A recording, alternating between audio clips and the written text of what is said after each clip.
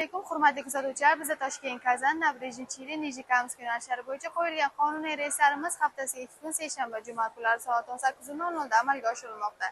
Sizga ham ishonchli narxlarda ishonchli biletlarimiz kerak bo'lsa, ekrandagi raqamlarimizga qo'ng'iroq qilishingiz mumkin.